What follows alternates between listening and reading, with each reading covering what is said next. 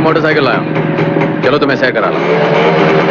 मतलब यह है कि मैंने अपना सर उत्तर की तरफ रखकर सोती हैं या दक्षिण की तरफ? जरा आंख खोलकर देखिए। एक ख्वाब तो ये सिलसिले हुए दूर तक। सलामी इश्क मेरी जान जरा कबूल कर लो। बॉलीवुड की सबसे रहस्यमयी प्रेम कहानी जो कभी अधूरी रह गई या शायद पूरी हो गई लेकिन दुनिया से छुपा ली गई। आज हम आपको लेकर चलने वाले हैं एक ऐसे सच के करीब जिसके बारे में आज भी सिर्फ फुसफुसाहट होती है पर कोई खुलकर बोल नहीं पाता। ये कहानी है अमिताभ बच्चन और रेखा की और उनकी उस गुप्त शादी की।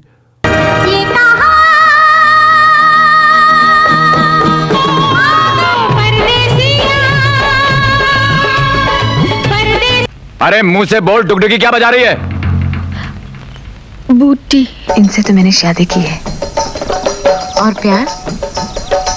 वो पुराना मंदिर, वो रात और वो राज जो कभी बाहर नहीं आया, जो कभी कैमरे में कैद नहीं हुई पर जिसे आज भी कई लोग अपनी आंखों से देखने का दावा करते हैं।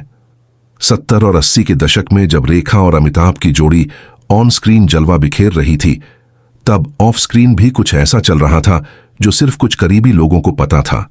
शूटिंग के बाद घंटों साथ रहना, एक दूसरे की हर फिल्म को प्रमोट करना। घर की बहू है और हीरोइन बन गई। हाँ, बहुत बड़े घर की बहू है, हमारे घर की नहीं।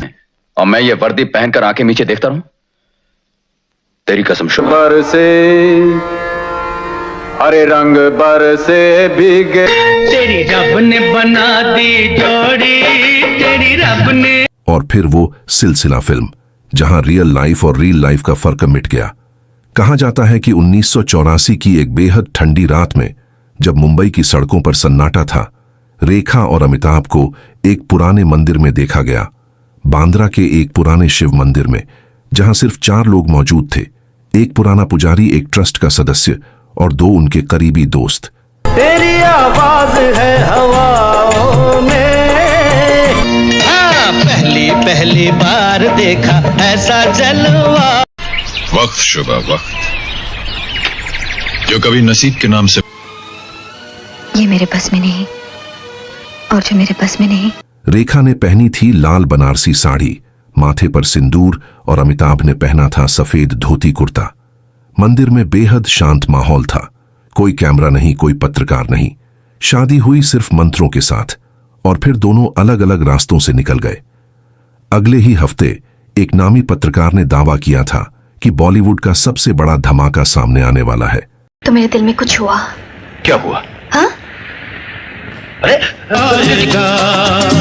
वो my culture, my customs, my traditions and my values, and most of all, आँखों की मस्ती के। लेकिन कुछ ही दिनों में वो खबर गायब हो गई।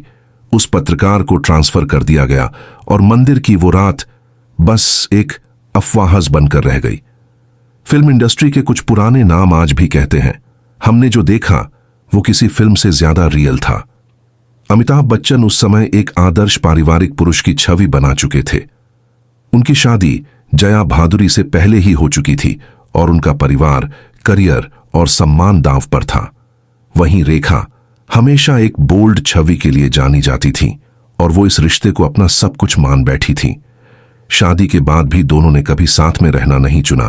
कहते हैं वो शादी सिर्फ आत्मा के स्तर पर हुई थी, जिस पर सिर्फ वही विश्वास कर सकते हैं जिनका प्रेम सच्चा होता है।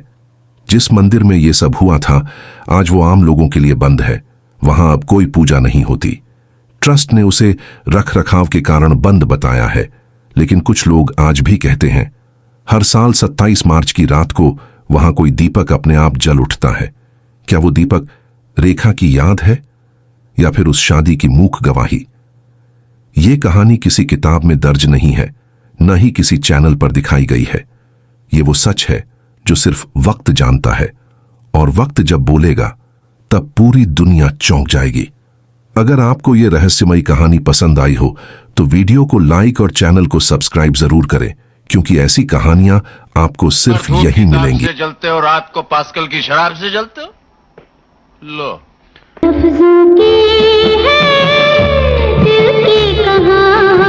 अभी तो शुरुआत है ठाकुर साहब। मैं नहीं चाहती कि जल्दबाजी में कोई गड़बड़ हो जाए। हंसते